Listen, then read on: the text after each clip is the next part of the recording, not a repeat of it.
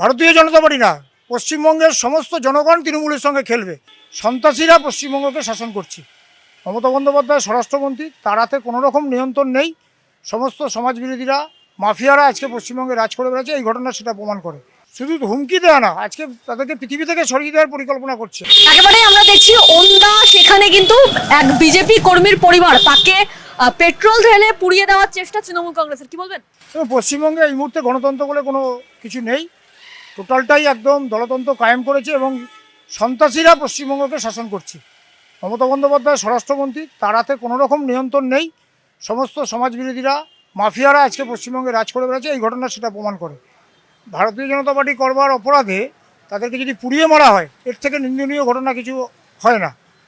একেবারে যাদের ওপর অত্যাচার হয়েছে তারা একেবারে বলছেন যে আর কিছুক্ষণ ঘরের ভেতর থাকলে আমরা পুড়ে মরে যেতাম, এবং আমাদেরকে থ্রেট করা হচ্ছে যে বিজেপি করছেন কেন?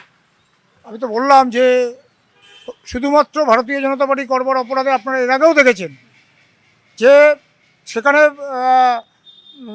তাকে মুচলেখা দিতে হয়েছে, সে কোনোদিনও আর ভারতীয় জনতা পার্টি বা RSS করবে না। তৃণমূল নেতারা তাদের দলীয় কার্যালয়ে বসে এই ঘটনা দুদিন আগে ঘটিয়েছে।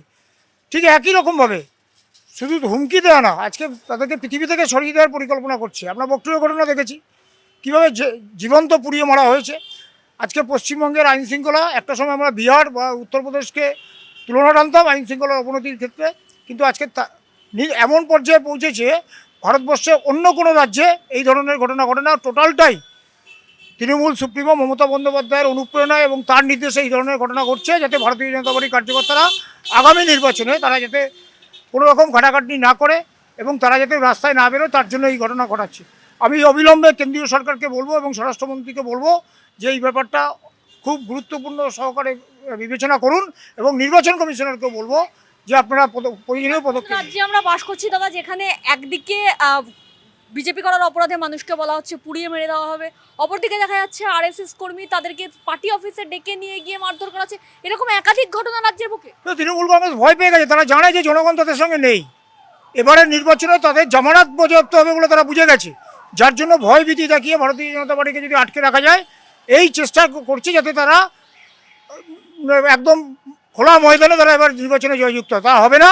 ভারতীয় জনতা পার্টির প্রতিটি কার্যকর্তা এই রাজ্যের স্বার্থে এবং আগামী দিনে আগামী প্রজন্মের স্বার্থে এবার তারা মাঠে ময়দানে থাকবে, এবং তৃণমূল কংগ্রেসকে 2026-এ তাদেরকে বিজয় সুনিশ্চিত করেই তারা শান্ত হবে। একেবারে মুখ্যমন্ত্রী মমতা বন্দ্যোপাধ্যায় বলেছিলেন ফাটাফাটি খেলা হবে, 26-এর ভোটে ফাটাফাটি খেলা হবে। জ্যোতিপ্রিয় মল্লিকের মুখে আমরা শুনলাম যে ভয়ঙ্কর ভোট হবে। সেই ছবি কি এখন থেকে শুরু হয়ে গেল? ওরা খেলা শুরু করেছে, আর এবার শুধু ভারতীয় জনতা পার্টি না, পশ্চিমবঙ্গের সমস্ত জনগণ তৃণমূলের সঙ্গে খেলবে। আর এই খেলা এমন খেলা হবে যে আগামী নির্বাচনের পরে তৃণমূল কংগ্রেসকে পশ্চিমবঙ্গে আর খুঁজে পাওয়া যাবে না, এবং মানুষ এদেরকে বয়কট করবে বলে আমার দৃঢ় বিশ্বাস।